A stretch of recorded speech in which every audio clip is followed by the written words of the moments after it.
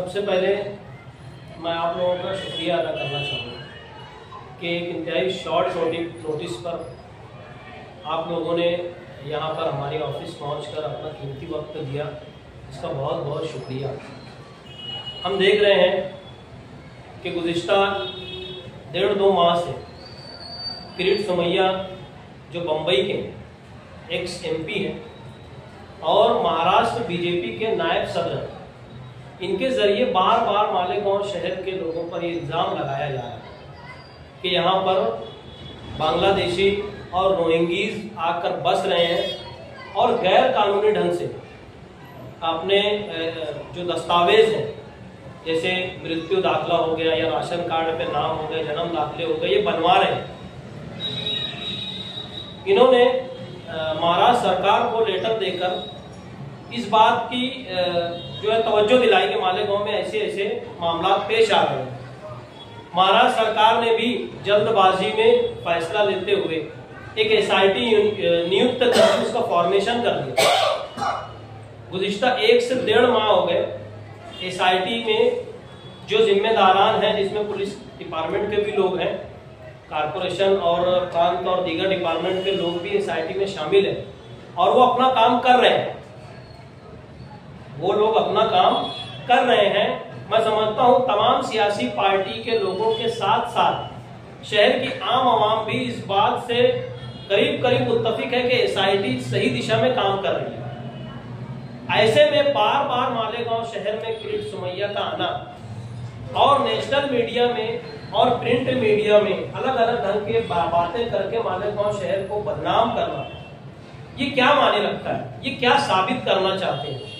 हमारा ये मानना है या हमारा इसके अंदर ये कहना है कि अगर SIT नियुक्त हो गई है, SIT का फॉर्मेशन हो गया, तो क्यों ना SIT को अपना काम करने दिया जाए। SIT का फैसला या SIT की रिपोर्ट आने तक इंतजार किया जाए। मगर किरीट सोमैया को कुछ ज्यादा ही इसके अंदर जल्दबाजी है। वो चाहते हैं कि जल्दी से जल्दी मालेगांव शहर के जो आम आवाम हो जेल में चली जाए।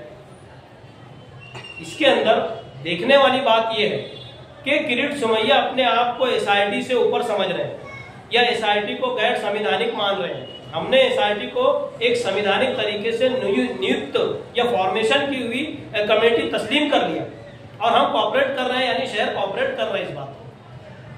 मगर बार बार आकर मालेगांव शहर में रोहिंगीज और बांग्लादेशियों का नाम ले लेकर मालेगांव शहर को बदनाम करना, हम इसकी मजम्मत करते हैं। इसी के साथ साथ शहर में गुज़िश्ता दिनों तहसीलदार और नायब तहसीलदार को सस्पेंड किया गया। इसी के साथ साथ अखबारात में खबर आती है कि मालेगांव शहर के अंदर अब तक के SIT की जो रिपोर्ट है, इसके अंदर कोई भी रोहिंग्या या कोई भी बांग्लादेशी या कोई भी ऐसा घुसपैठिया नहीं मिला। तो फिर इन लोगों को सस्पेंड करना क्या मानी रखता है? अगर घुसपैठिए मालेगांव तक आए, कहां से? बांग्लादेश से, तो ऐसे में जिम्मेदारी किसकी है? जाहिर सी बात है, जब कोई बॉर्डर क्रॉस करके कोई शख्स आएगा तो वहां पे BSF है, बॉर्डर सिक्योरिटी फोर्स है, और वो किसके अंडर आती है? ये बात भी समझने की जरूरत है। आज मुल्क का निजाम डिफेंस और गृह मंत्रालय अमित शाह जी के पास है और राजनाथ सिंह के पास है। ऐसे में अगर इलीगल इमिग्रेंट्स या गैर कानूनी तरीके से जो घुसपैठिए वो आ रहे हैं, तो ये किसके, ये जिम्मेदारी किसकी है? यकीनन ये सरकार की और सरकार की एजेंसीज की जिम्मेदारी है। मगर देखने में यह आ रहा है कि सिर्फ और सिर्फ पूरा ढेकड़ा मुसलमानों शहर के मालेगांव शहर के लोगों पर और मुसलमानों पर फोड़ने की कोशिश की जा रही है। हम इसकी मजम्मत करते हैं। आज हम देख रहे हैं कि आज भी वो मालेगांव में पूरा अपने फौज फाटों के साथ में और उन्होंने आज भी बदनाम करने की कोशिश की। हम इसकी मजम्मत करते हैं।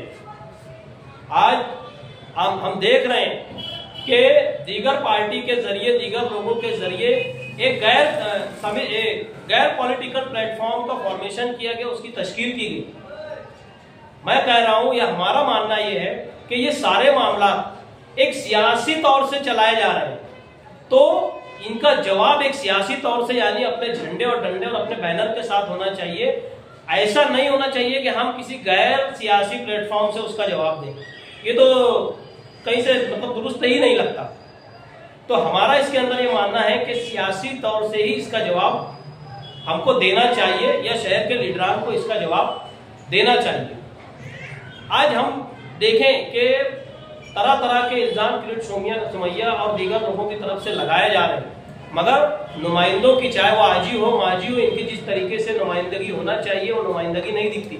अभी देखिए गुज़िश्ता दिनों नीतीश राणे ने बुरखे के ऊपर से एजुकेशन मिनिस्टर को लेटर देकर ये मांग की कि एग्जाम हॉल में या स्कूल कैंपस में या कॉलेज कैंपस में बुरखे को अलाउ नहीं करना चाहिए, क्योंकि वो चीटिंग होती है, इसके अंदर वो क्या कॉपी होती है एग्जाम में, ऐसा इल्जाम लगाया गया। अब इसके ऊपर रद्द अमल देते हुए हमारे आउटर के जो एमएलए हैं और फिलहाल एजुकेशन के वजीर तालीम है, एजुकेशन मिनिस्टर है, उन्होंने भी आकर ये कहा कि अगर ऐसा कोई मामला होता तो चीट को या कॉपी को रोकने के लिए हम हर वो कोशिश करेंगे। इसका मतलब इनडायरेक्ट तरीके से उन्होंने जवाब दे दिया कि हम बुरखे को रोकने की कोशिश करेंगे। अब सवाल यहाँ पे ये आता है कि दरेगांव, दयाना, मालदा, इधर उनके वोटर्स मुस्लिम है, मुस्लिम समाज ने उनको भर भर के वोटें दी अभी हालिया इलेक्शन में। तो क्या ये तमाम लोगों पर ये सवालिया निशान लगा रहे हैं कि ये भी रोहिंग्यास और ये भी बांग्लादेशी? हम इसकी मजम्मत करते हैं। शहरियान को इस बात को समझना होगा और इसको सोचना होगा संजीदगी के साथ में कि हम लोगों ने जिनको अपना रिप्रेजेंटेटिव बनाया, अपनी वोटों से नवाजा, वो आज हमारे लिए क्या नुमाइंदगी कर रहे हैं। आज ये प्रेस कॉन्फ्रेंस लेने का मकसद ही यही था कि आप लोगों के जरिए शहर की आवाम को, बिलखुसूस हमारे आउटर की आवाम को इस बात को, जो बुरखे का मामला चल रहा है, इस पर आउटर की आवाम का ध्यान लाने की जरूरत है कि उनका नुमाइंदा क्या कर रहा है, उनके ताल्लुक से क्या बातें कर रहा है। आज हम देख रहे हैं कि पूरे महाराष्ट्र में अलग अलग ढंग से माहौल बनाया जा रहा है मुस्लिम समाज के खिलाफ में। इसी के ऊपर हमने माजी में जलसे भी लिए।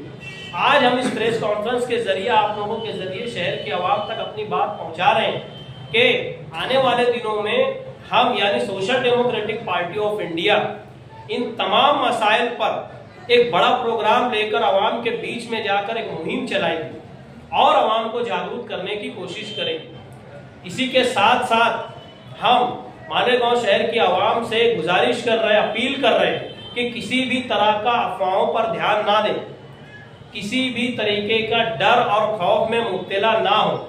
आप लोगों के साथ में social democratic party of India का एक एक कैडर कदम से कदम मिलाकर आपके पीछे नहीं, आपके आगे खड़ा है। इतना ही मैं कहना चाहूंगा इस वक्त।